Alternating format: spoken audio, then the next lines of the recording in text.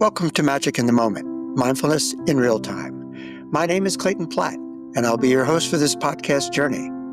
Now, for many people, practicing mindfulness has very little to do with sitting on a cushion, lighting incense, or even focusing on their breath. Just paying attention to what they're doing at any moment and doing this intentionally can create that same magic.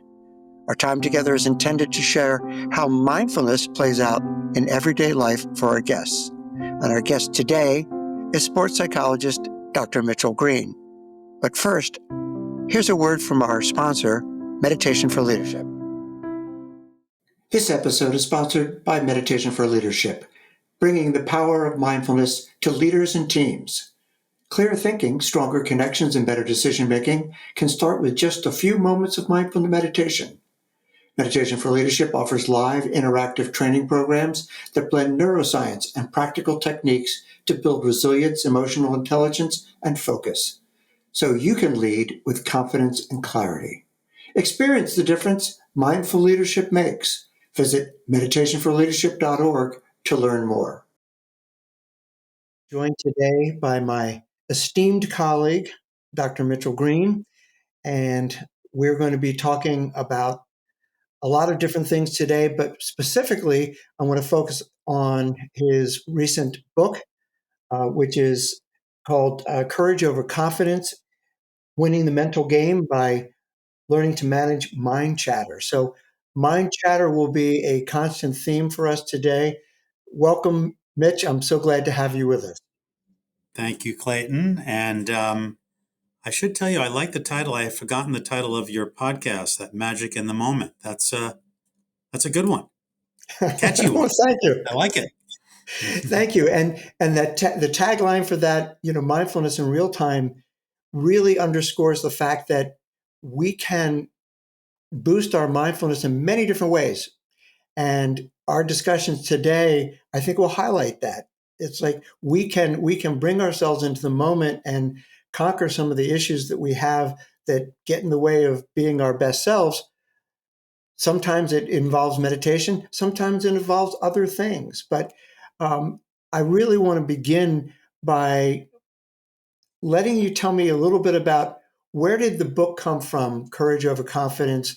What's it about? And sort of how does that inform what you do as a sports psychologist? Sure. I was a clinical psychologist I am a clinical psychologist with a PhD in clinical psych. And the first 10 years or so of my private practice was very traditional, nothing sport related really at all.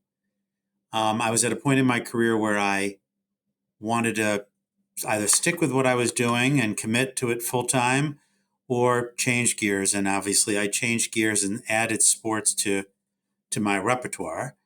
And part of the reason I added sports was I had been, even back in grad school, thinking about sports psychology before there was even really much of a field of sports psychology, because there were some players that I was following in Major League Baseball, especially, who everybody knew were having collapses on the field, mental collapses, when they were otherwise, some of the best players in the world. Chuck Knobloch especially captured my attention, being from New York. And at that point, he had joined the New York Yankees when I was in grad school. And as I know you remember, Clayton, all of a sudden couldn't accurately throw the ball from second base to first for some reason, some sort of mental block. He wound up being in the outfield after that, and then eventually was out of the league a few years later after being an all-star and an MVP. So I never forgot that. And when I had this chance to kind of decide which road to go down in my professional practice, I thought, that Knobloch question still is bugging me. How is it that somebody so good could stink so bad? And one thing has led to another. And now my whole career has sort of been about helping people figure out what that voice is that sort of sabotages all their best efforts. I've given the name mind chatter to it. And I know we'll dig in a little bit today to what mind chatter is and how I help, but that's kind of my origin story, if you will. Yeah.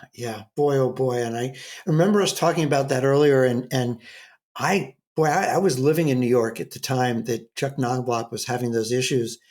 and the yips, I mean, the shortest throw possible in baseball from second to first, and his inability to do it accurately. And I think Steve Sachs had the same issue with the Dodgers later.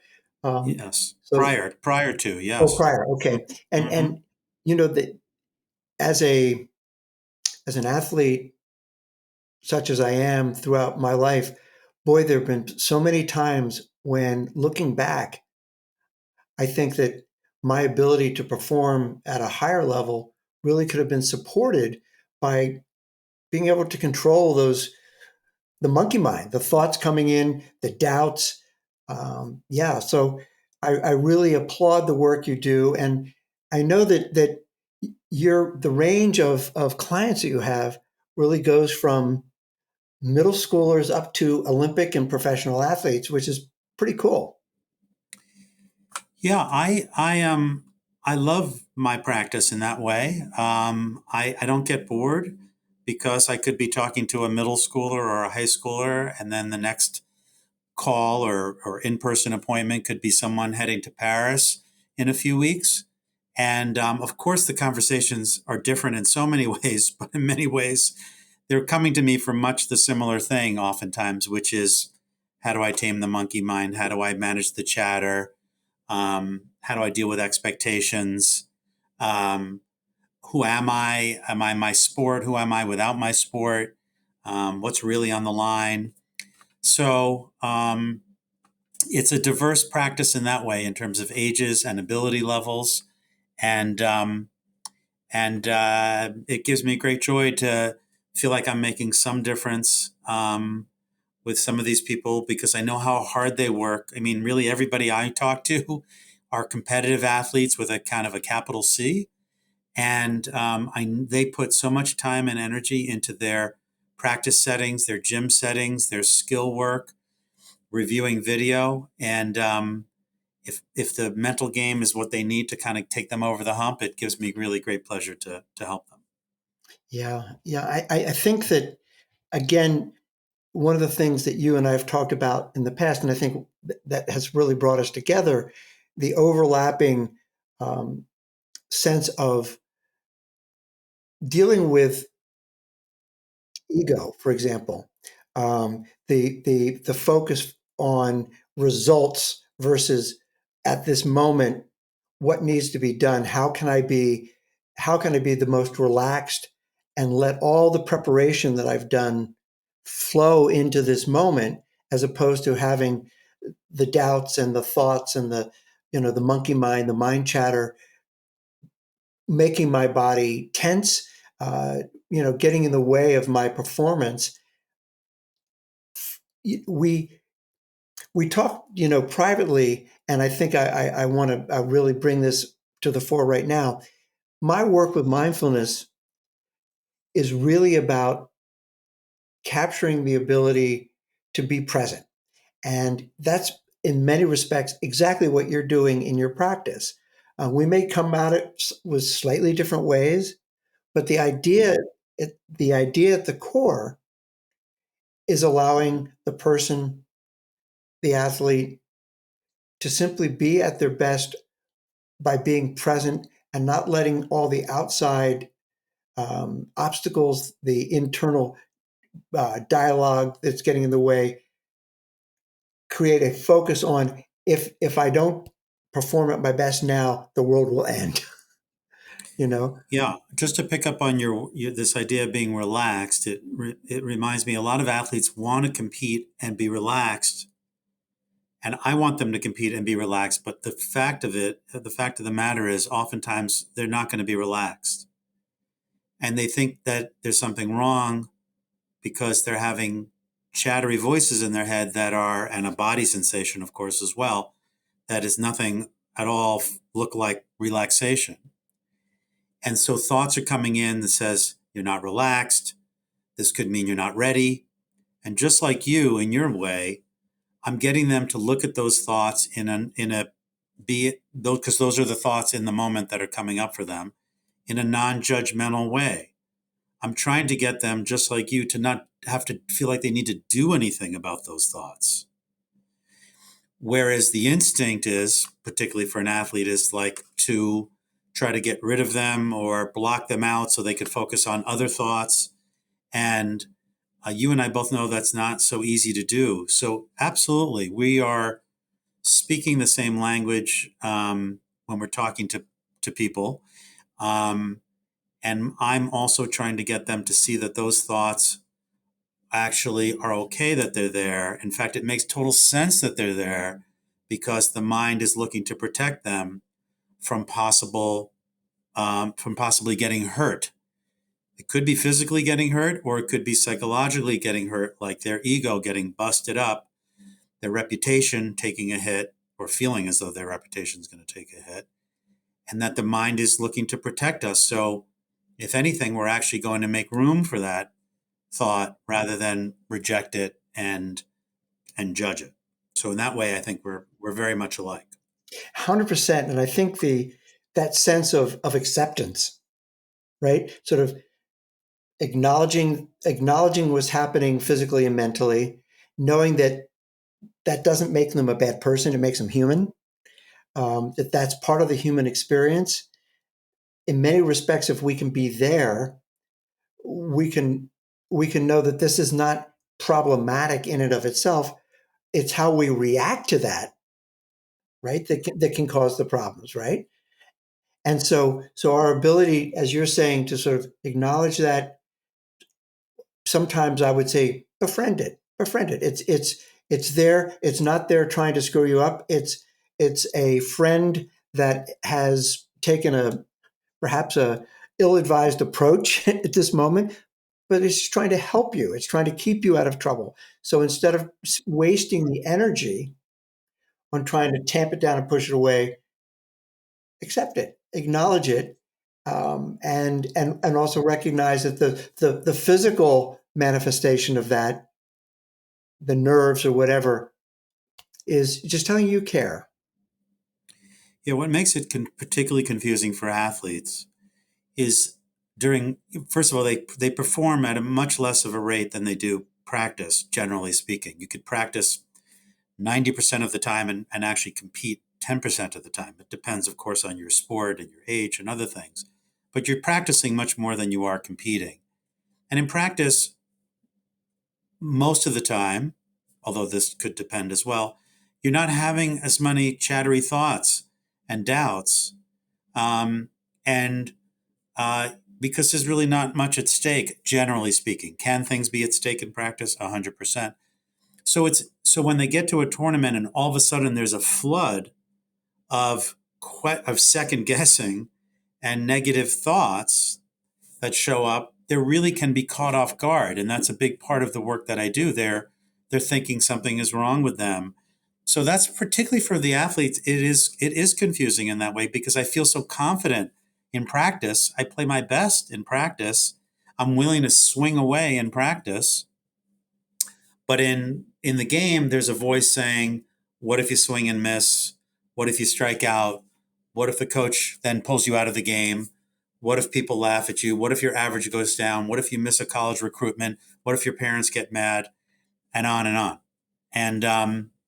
And so that's why it is sort of like teaching a new language to them, a new whole language to them that they otherwise don't know. And I see myself as a teacher or as an educator as much as a clinician. So I want to dig down into that a little bit. What are some of the teachings that you share? What are some of the techniques and tools that you might offer an athlete of whatever age, whether it's a young athlete or an Olympic athlete? Well, there's a number of things. First of all, that we don't have as much control over our thoughts as we think we do, or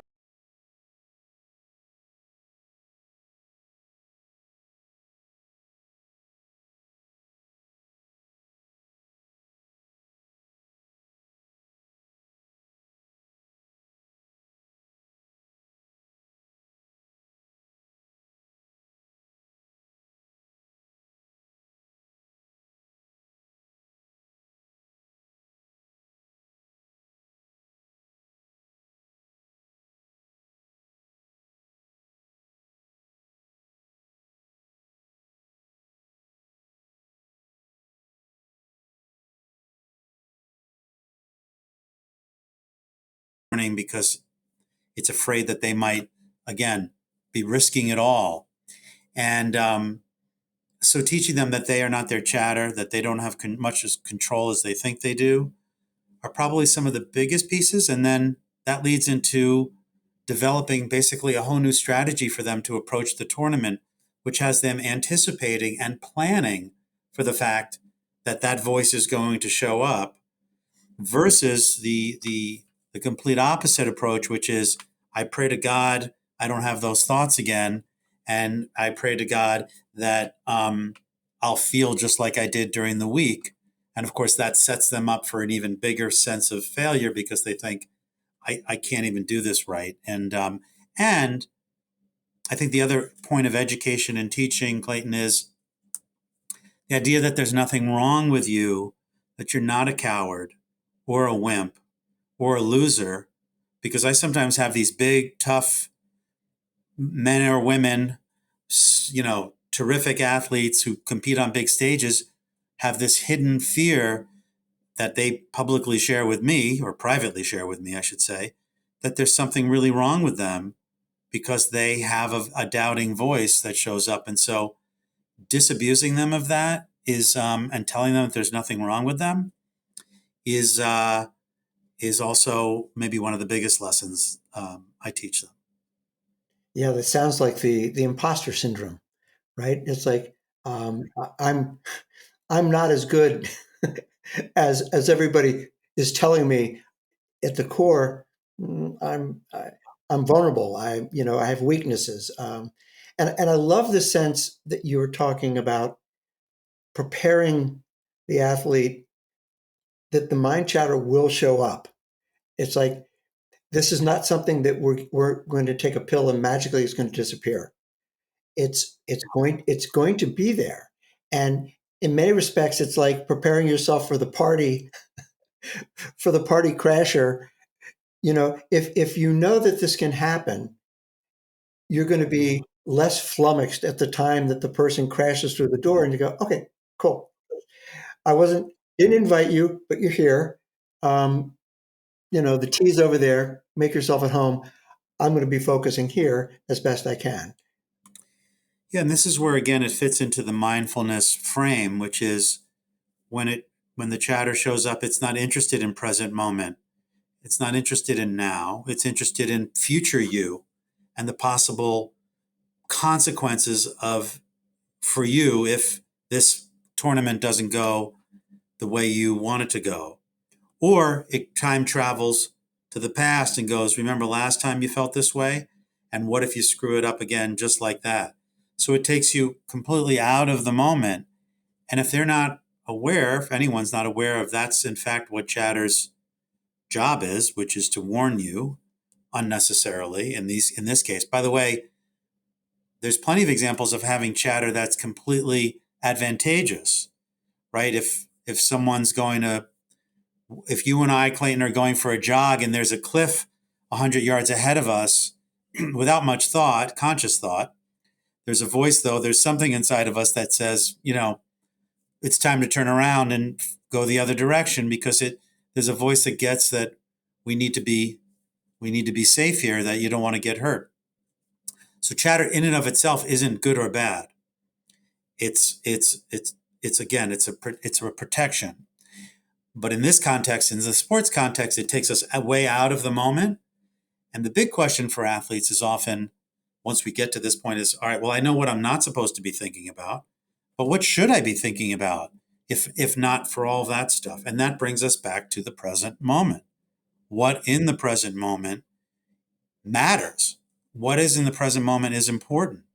And this is probably part of the most fun part of my job, which is what was going to work for Clayton might not work for my next client or for my next client. Everybody, we have to tailor make a kind of a focusing plan or a present moment plan that's going to kind of fit their sport, fit their strengths, fit their weaknesses, even fit their strategy, fit what the coach is trying to get them to do, without having them get too caught up in all of that, as you're saying, without having them overthink all of it. So that leads to kind of goal setting.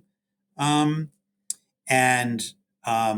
we could get into that conversation if you want about how I do goal setting, because it is very much dealing with present moment awareness. Yeah, I want to come back to that definitely. And I also want to, I love the thought that in a mind chatter, the voices in our head can play a very important part to keep us out of real danger. You mentioned running and noticing you're coming up at a cliff. How about that, something simple as stopping on the sidewalk before you cross the street? There's a voice in your head that says, "Look both ways." And Absolutely. and without that voice, we might just go right into traffic. So we do have to listen from time to time, and I appreciate you bringing that up. The other thing is, I want to go back to that wonderful uh, sort of metaphor you had about the mind traveling forward or traveling back and not being in the present. And I want to talk about two golfers. And most recently, there was the U.S. Open, and one of my favorite golfers, Rory McIlroy, was leading, and it seemed to have things in total control, and then sort of fell apart, missed some fairly makeable putts. And I'm wondering, we don't know what was going on in his mind, but if you had to guess, how would that play into that scenario of the mind not being present at that time? Well, one of the things I do like about Rory McIlroy is he is pretty open about his work with sports psychologist Bob Rotella, who's a very well-known sports psychologist, wrote um, Golf is Not a Game of Perfect, amongst others. Right. And uh, and he does give us some clues into his mindset. I don't know exactly what he was thinking on those putts, but he's someone who acknowledges, despite how many majors he's won, it's been like 6 years since he's won one, that he has struggled from time to time.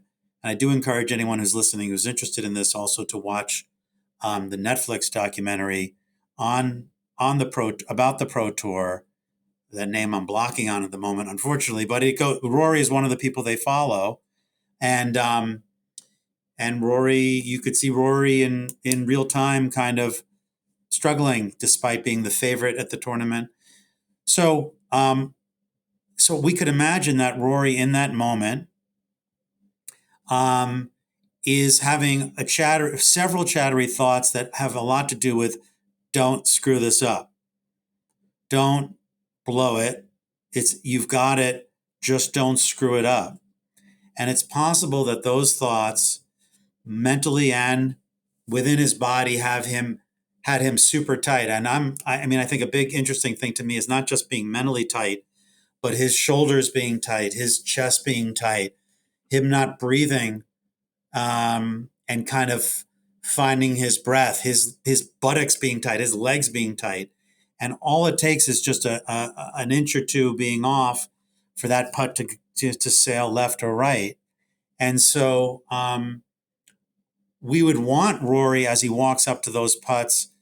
Now, I don't know how much he was or wasn't, to be conscious of his breath. I would be talking to him about his breath, because that is something, as you know better than me, is something in the moment that he can focus on.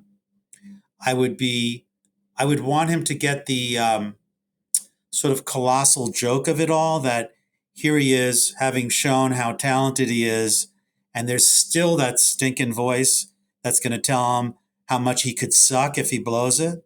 I mean, it like chatter always shows up at the perfectly worst time. And if I could inject some humor, or have him inject some humor in that moment, that can loosen somebody up as well. Interestingly, Bob Rotella shared that he's just trying to get Rory, or Rory shared that Bob Rotella is trying to get him just to have more fun out there.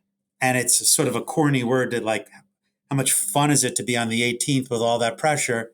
But there could be some, again, you could kind of have some way of kind of breaking the tension by acknowledging, like, boy, even after all that I've shown here today, there's still a voice that's telling me, what if you suck and blow this? And then the last thing I would say about focusing is, and of course I don't know what Rory was doing or not doing, but I have found with my golfers, having a couple of small cues, present moment, in the moment cues, can help, because when we get tense and tight, we often tend to make the same mistakes. For example, of course, I'm making this up. Rory doesn't bring his club back far enough, or he doesn't follow through. Those are when we're tight. We are literally more like this than like this, and so we would want him to have something in the moment where he would emphasize the length of his stroke, for example, if that in fact is something. So that gives you a little bit of a feel of how I would be thinking about things for Rory. Yeah, yeah. Well, I love the sense of injecting fun or humor, maybe gratitude, right? And I Yeah, was thinking about that. Would it be possible for someone walking up on the 18th green on the final day of a majors and the crowd to take that thought that says, how many human beings have this experience? How freaking yeah, lucky am I that I'm, yeah. it's like, and so, yeah, maybe that leads into but at that moment, just saying, you know what? I'm blessed. I'm blessed. You know,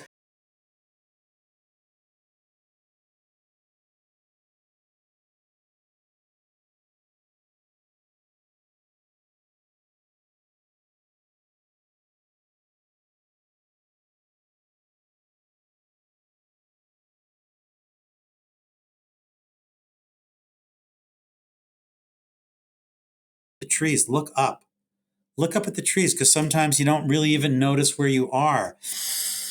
Smell the smells, smell the pines, smell the grass. We have sometimes people, and you see athletes do this, baseball players and golfers, they'll pick up the grass. Sometimes they'll stick it in their mouth. Taste the grass, like get into your senses that are in the moment to kind of ground you in the moment, where otherwise you're already thinking about whether you're going to be carrying the trophy or not, or walking off in tears, you know? yeah, I love that sense foraging. That's something that I'm actually doing some real exploration on, and want to bring that into my practice, which is just as you were described. What do you see? What do you feel? What do you taste? Because in if you are actually sensing those things, you cannot be anywhere else but in the present moment. So that's brilliant. Um, the other thing you talked about the cues. One of the things that I did read about um, one of Rory's coaches was that he was noticing he approached his putts differently than he normally would. So one of the things that I've become more and more aware of with pro athletes, and actually not even just pro, but athletes in general who've had solid coaching, and that could be, athletic coaching, and it could be, help from a psychological standpoint, is creating a routine.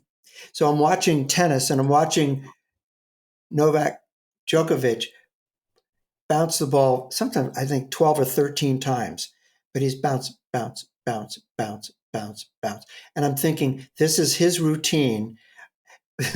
One of the things that it keeps him in the present, it also is driving his opponent crazy. But when we see basketball players come to the line and do the same thing every single time they approach that, and what I'm feeling from that, and you can lend your expertise to this, is that if I'm approaching this the same way every time, I'm now getting into a routine that is something that is comfortable for me. There's a comfort level that's being brought back into this moment because I'm home. This is what I do when I come. I do this. I bounce the ball, whatever it could be, and knowing that if I do this, it doesn't guarantee the shot will go in, but Right. what it does, it brings me home to this moment, and Yeah. my focus is on this and not this. Yeah, I think routines and rituals are extremely important for athletes, especially athletes like that play sports, for like example, like tennis, where there's so much stopping of action and starting and stopping of action, where runners, for example, who are running the 2 mile, you're not stopping in between to um, so um, it does give us a sense of control over our circumstances, where because one of the points that I bring out in athletes that sometimes seems obvious but isn't so obvious is that they don't have direct control over the outcome of the point, which no matter how hard they hit to serve or no how matter whether they pinpoint their placement, it doesn't guarantee that they're going to win the point. So you do want to sort of try to find some things that organize you and give you this sense of control, and having a good routine is part of it. But young athletes learn that just bouncing the ball however many times isn't enough. Your mind is clicking along. You could have the best looking ball bounce, but if you're thinking about how terrible this is going to go and how much you're going to double fault, I don't care how many times you bounce the ball, it's not going to work. So it has to accompany sort of a mental process as well of what we might call like a reset. Every time you get there behind the baseline and you start bouncing the ball to serve is sort of a reset. The past is over. The future hasn't happened yet, right? All of this is very much your mind language about being in the moment.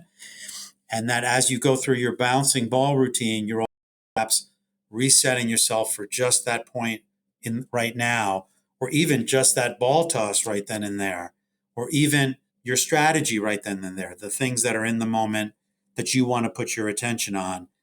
And for what separates many of the Djokovic's of the world from other very talented players who never make it to Grand Slams is how well you can reset. It's not how hard you serve, and it's not your ground strokes necessarily.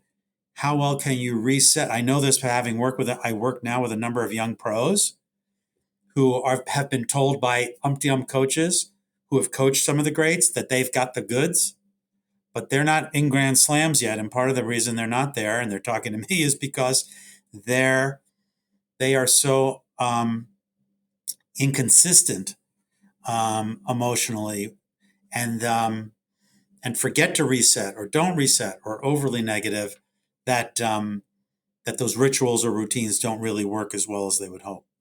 Interesting. And one of I remember one of the points during the finals of this past Wimbledon, watching an amazing point with Alcaraz and Djokovic, and Alcaraz hit an insane shot after a very long rally, and Djokovic. Mm-hmm. It doesn't happen a lot, but I would tell you personally, what has changed my appreciation of racket sports for me has been basically acknowledging a good shot. Not every point ends in tennis or squash or whatever because you made a mistake. Sometimes you can acknowledge that was an amazing shot. And my feeling about that is that what happens internally, instead of the negative, either the negative that, Jesus, how did he do that? Or the negative, how could I allow that to happen? The appreciation of that is a positive and creates internally a positive response. And that's one of the things that you and I have talked about in the past is, even in the face of difficulty, how can we reset, as you said, and get our minds onto a positive framework? And that's not, when I talk about that, I'm not talking about Pollyanna. I'm not talking about, Stuart Smalley looking in the mirror and saying, and gosh, I'm good enough, right? I'm talking about actually visualizing from a positive standpoint what the next, what the process is allowing me to do. Because that, again, I used the word relaxed, and you said you can't always be relaxed, and that I concur completely with that. But not having the tenseness get in the way of our ability to perform, right? Yeah. And so the positive puts us in a framework where we can actually be in the flow, relax into that moment, and do what our bodies know that they can do. Yeah, I say to people, the way I think about chatter is it's like maybe that top 20% of like extra nervousness that I'm trying to get managed. You'll still flat out be nervous, regular nervous, but then that gives you the chance to get into the flow of the match, as you said, and into the flow of the game. And where if you just stay at that high level with chatter sort of hanging around, you don't get to that place to experience all that you're capable of. And and that's usually, when people come talking with me. Just as an aside, I love it when people like Djokovic, he's at the point where he's humble. He's at that maturity level now where he gets that he's not the only game in town, and that he's surrounded by other talented players like a young Alcaraz, and can clap for them. He respects that, like, on any given day. Reminds me of Derek Jeter. Used to, so humble. He was like, the hardest thing in the world is to hit a baseball. Like, he went up with such humbleness that the idea that, like, anything could happen here, and I'm not bigger than the moment. I'm not better than anyone else. I'm just trying to. And the way Jeter would talk about sort of being in the moment, to me, was, I just always admired, because um, he wasn't looking to, like, dominate. He was looking to just sort of settle in. Yeah. Yeah, that's a great example. And I always liked, it's hard not to like Derek Jeter. um, I Yeah, mean, he I didn't just talk much. He didn't talk much crap, and he just showed everything right out on the field. I think that's, especially being in the New York market, where you could get caught up in saying too much, and before you know it, and he showed up in the biggest moments. I mean, he is hard not to admire. He right, really is. right, Yeah. exactly right. One of the things that you and I talked about, um, in fact, you showed me in your office, the inner game of tennis, which was one of the books that was given to me back at a time when I really needed to work on my inner game.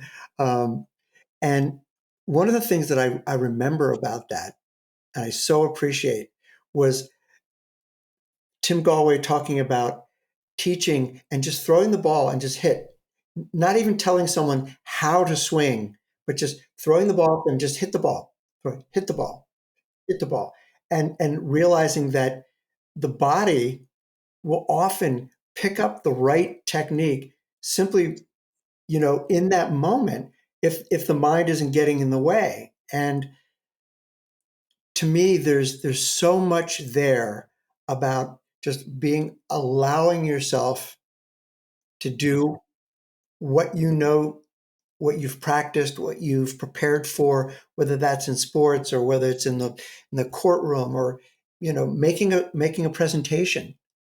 And I think about that with so many people today, you know, people who are not trained presenters having to present to their teams or to their companies, and just being able to appreciate at that moment, just let it happen. And so let's Yeah. get back to courage over confidence, because Yeah. But could I just say one thing yeah, about that? sure thing. Because um, that Galway book is something I still sometimes go back to. I have that book inspired me to write this book, so it is related to this. And I very humbly in my mind thought, if I could write a book that's sort of a modern version of this 1970 something book by Galway, then I've I've gotten somewhere. I'm not claiming that I did that, but I aspired to do that. Um, he also, in his own way, talked about these two voices in your head. Um, one that is looking to achieve and improve, and the other is my mind chatter voice that's looking to sabotage it. Right. And he would tell people, ball hit, ball. In other words, observe the ball, notice the spin on it, notice the pace. So he was having people occupy their mind with something in the moment, like the spin on the ball. And as you said, then he would just tell them to hit it. He wouldn't tell them where to hit it, or to overly focus. The other thing about Galway that I think is important in this conversation, and has a lot to do with the way my book turned out, is he talks at the end of the book about competition. And there was a quote in there that about, if I'm butchering it, but the spirit of it was, um, if competition means that your ego is always at stake, then you're never going to feel like a winner. That is not the quote, but the spirit of it is this idea that the true competition is from the Latin root. The word competition is competire, and which means to seek together, which is Clayton and I go out on the court. And in order for me to seek what I'm capable of, I need a Clayton on the other side working hard to see what he's capable of. And from his seeking what his capabilities are, I learn more about myself and what I can do and what I can't yet do. And that spirit that I'm enhancing your performance and who you are, and you enhance me, and together we create something. A lot of that comes from Galway, and influences everything that I do now.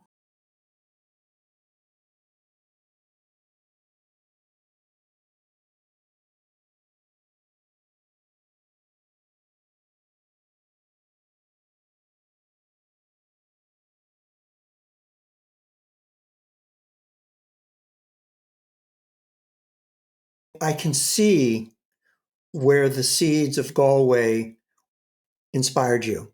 And I want to tip my hat that I really believe that you were true to them in your own way. And I think there's an authenticity there, which is to be saluted. So congrats on that. Because I really think you did bring into present day a lot of these concepts that influenced you early on. And the other thing that I want to point out is that one of the brilliant aspects of how you constructed your book was at the end of each chapter the action items. So let's let's turn it back over to you in terms of, so what did you want to accomplish with this, and where, how are some of the ways that you find the themes of this playing out for the people that you work with and for people who can read the book in the future? Well, I had a couple things floating through my mind when I wrote the book, which was easy. I want it to be an easy read.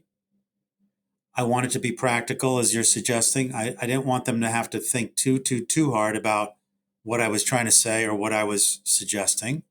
So I knew I needed a lot of examples, or as many examples as I could, and practical suggestions. And I wanted it to be an approach. In other words, I didn't want to just write about different concepts. I wanted to uh, place it in such a way in order, because I do in my work with athletes in my office have sort of an order to things. And I thought, I don't, in my office, I never referred to them as sort of steps, but I knew in the book it would be helpful to sort of say, here are the steps you could take. So I was very, very conscious in the book about writing it in plain speak and like the way I talk, on trying not to repeat myself over and over like I find a lot of books do. They could be half the size, as far as I'm concerned, the book, because they just say the same thing over and over again.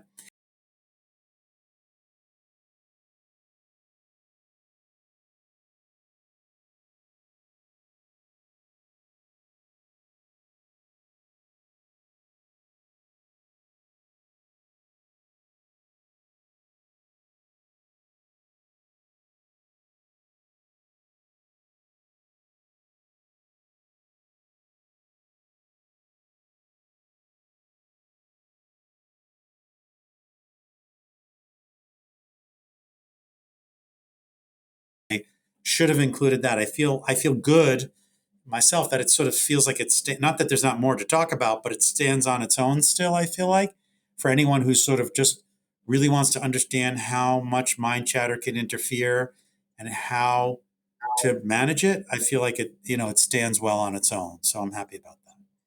Yeah, yeah, and I can confirm that. So I really want to congratulate you on a job well done, and something that I'm finding again. It's reinforcing for me in your voice.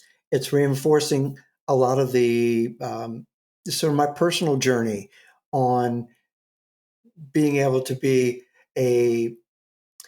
I don't see myself as a quote unquote competitive athlete so much anymore, but an athlete who wants to enjoy these moments and not have my mind chatter interfere with having a good time. For why am Yeah. I there? Right? Yeah. I You know, get on you the plane. mentioned, yeah, Go. well, I'm competitive myself. And I feel like it's interesting when you say that. Like, I wrote the book with kind of a competitive mindset. And I thought, like, I don't want this to just be okay. I want this to be, I want this to, I want to knock this out of the park. I took this on, I took it on as a full-time job while I kept my full-time job. In other words, the funny story that I tell is, um, my in my wife's family, they celebrate Christmas. So, like, my kids grew up, so we both celebrate Christmas and Hanukkah, and Christmas is a big deal in her family. And her whole family came down, and she's got a big family, and who I love, love, love. They came, and I was on my final deadline of my final month of my book, and it was a few days before Christmas, and we went out to this huge dinner, and I talked about this with my wife, of course, but I went to the dinner, but then I stayed overnight in a hotel because I knew if I sort of spent the whole weekend, like that, this book wasn't going to be. That's how locked in I was on this process, and I had my wife's blessing, and then of course her family made fun of me for it in a loving, teasing way, but I was like, I'm not letting anything get in my way if I don't have to. Of course, some things got in my way of writing this book, and I had this mindset like I don't want it to just be good. I want it to be as great as possible, and so I have that competitor in me, even professionally. Like, I don't want to, I want to make as big a difference as I can. I don't want to just sort of like make some mediocre difference. That gets me out of bed every morning. It really does. Right, right. Well, and I want to appreciate the fact that you can, what you're demonstrating is that you had a goal and you had a process that you needed to complete. You set some boundaries, right? And that's really hard, right? That's one of the things that so many people suffer with is like, oh, well, I've got the family here. Maybe that's where I should be. And at that point, you had the ability to look inward and say, in order to get this done, this needs to happen. I'm going to share this with my wife, let her know that all things being equal, I'd love to be with a family, but I have to do this, right? So you're communicating, and that the honesty in that is really helpful. The other thing is this, and it's something that holds a lot of people back. And you and I have talked about this, like letting, perfection be the enemy of good. It's like you wanted this to be as good as it possibly be, but you weren't allowing this any sense of perfectionism to say, well, if this isn't the most, if this isn't a New York Times bestseller, I don't want to do it. It's like you want to do the very best thing you can Mhm. and get it done. Yeah, and look, just like the athletes, it's very much like an athlete getting ready. I had an outcome in mind, but I can't control whether this becomes a successful book or not. That's not like up to me totally. I mean, if it was, then everyone would just write really successful books. And I had to do just like I work with athletes. I had to sit down each day and kind of get clear about what my goals are. I had to talk to myself in such a way. My chatter would say, "What if no one reads this? What if this is a big all to do about nothing? What if this only makes sense to me? What if no one reads it?" And I had to kind of work through that chatter and plow forward with the idea that while I'm here now in the moment, what do I want to try to focus on? It was a parallel process to an athlete getting ready for an event and having to focus on what's important and letting some of those chattery thoughts come and go as just sort of part of the book writing process, just like they're part of the athletic, journey to get where an athlete wants to go. Very Yeah, similar. yeah, it is. And I think about again, we talked about routine for athletes being that the ability to get comfortable in that moment, going back to that routine, something that says, I've been here before. It's okay, right? And doing that around a book, a podcast, a presentation, a work with a client, knowing we have a routine. And you talked to me before about between meetings, taking that moment to reset, right? Because the work you do, I can see it can be fraught with compassion and concern for the person you were just with. But the next person coming through the door is a new person. They need your full focus. And you talked about how you take a moment just to Yeah. get centered. Yeah, I think the good news is, well, I've done this now for a while, so I do have some sense of pacing myself and energy management. Um, and I think I mentioned to you this once before, but I actually find the sessions I'm most um, mindful, if you will. I'm most in the moment with a client. In fact, it's harder to be mindful when I'm not with a client because there's so many things I could be doing. I could be working on the book. I could be answering emails. I could be doing a million things. So I actually found being with clients helpful. Not that they're not challenging in their own right, and not that I always know what to do, or not that, but um, but for me, I guess I found myself in the right profession. I find that actually invigorating and reconnects me because I could sit down in my chair, and I sometimes consciously say this to myself, like to just, it's just me and them, right? It's just us now. And, and what do they have for me? And what do I have for them today? And be curious about it. And that, so thankfully my sessions enliven me rather than, generally speaking, than sort of sucking the energy out of me. And that has to do with experience, that has to do with pacing, that has to do with how many clients I see. I mean, I've learned over the years, I would not say that was always true for me. So, but at this stage of my career, that's really true for me. Yeah, and I think that that sense of coming back to the intention, you know, what is it that needs to happen now?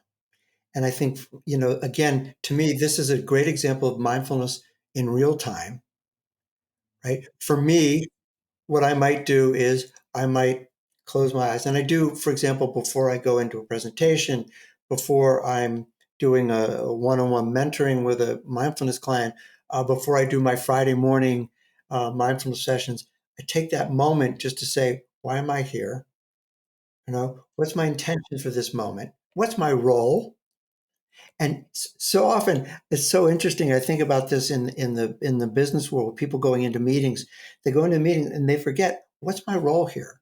Yeah, that's good. That's a good point. I think that's what I don't necessarily close my eyes, but I do get clear and take it seriously that people are going out of their way in their lives to show up, to see me, to and to share things that are very private oftentimes. And I take that like that this is why they're here, and this is what I'm here to do, and whatever else can wait. And so I do get clear about my purpose, if you will, or my role.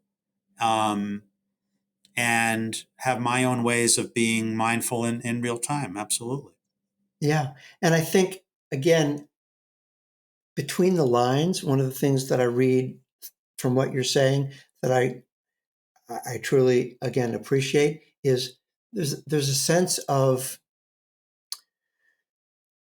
it's a privilege to serve, right?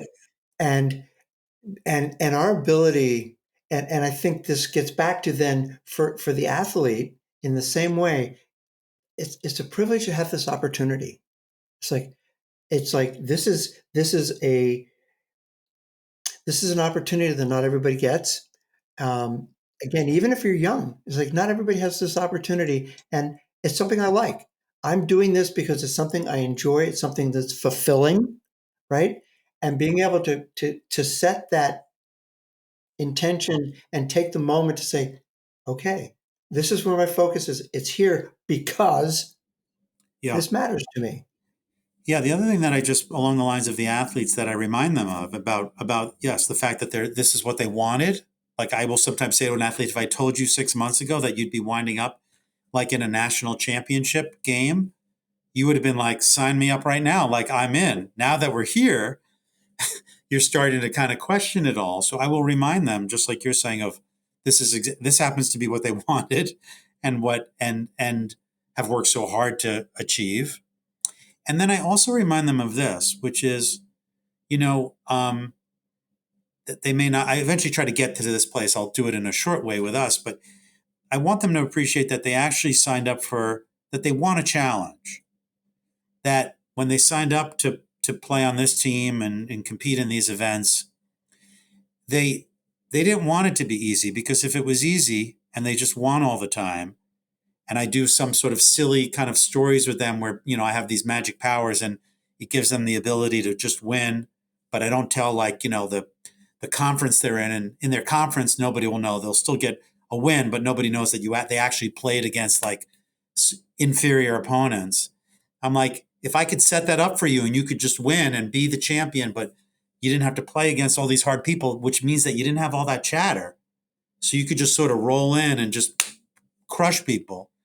And I go through this whole story with them and I go, guess what's going to happen? And, they eventually figured out, you're going to say to me, Doc, can you get rid of this situation for me? And I'll say, what do you mean? You're winning. This is what you've dreamed of. The medal is around your neck. And they'll say, yeah, but something's missing. And I'll go, what? What could be missing? And then eventually we come to this place that there was no challenge. I didn't earn it. It wasn't worth it. And I go, oh, you didn't tell me that. You told me you wanted to win. You didn't tell me you wanted a challenge. They go, well, I wasn't even realizing that until now. And now I realize this is kind of what I've signed up for. Now I get it. The mental challenge isn't something they necessarily knew they were signing up for. But guess what? That's another version of a challenge that you've signed up for. And now we're going to sort of talk about how to work on it, versus thinking that there's something wrong because this is so hard. I'm like, no, actually, you signed up for hard. You didn't maybe think of it that way at the time, but that was on the list of things you signed up for, which is this shit gets hard. And and now we're here. But the good news is we have some ways to deal with hard. And again, just a way to frame it for people, which is to be grateful. You're doing something you love, and also you actually signed up for this, believe it or not. Yeah. It's funny. I was thinking as you were finishing, is this sitting in the dugout with little leaguers, and they play 6 innings and it's the 5th inning and they're down 5-0, and you can see the faces. It's like, and I remember having this conversation with them. I say, let me ask you this: what's more fun, winning 10-0 or winning on a walk-off in the bottom half of it, right? What would you prefer? And they go, oh man, the walk-off. I said, well, you don't get a walk-off unless you were behind. There you go. It's all about perspective, isn't it? It's all about perspective. It's all about perspective. I want to say this has been so much fun, Mitch. Thank you. So appreciate your insight.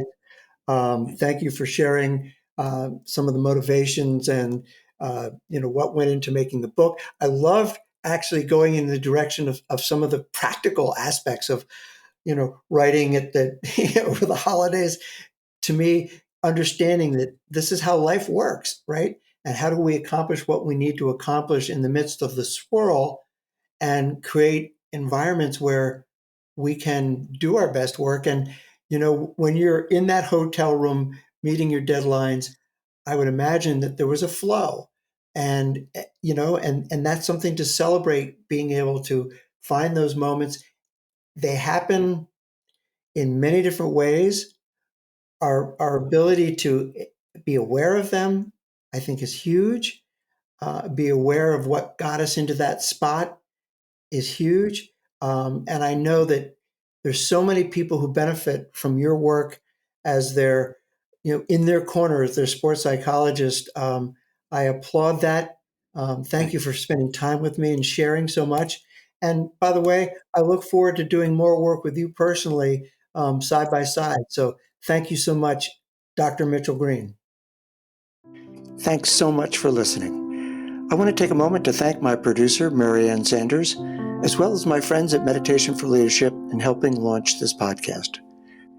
Until next time, this is Clayton Platt, encouraging you to look for those moments of magic in your life where mindfulness plays out in real time.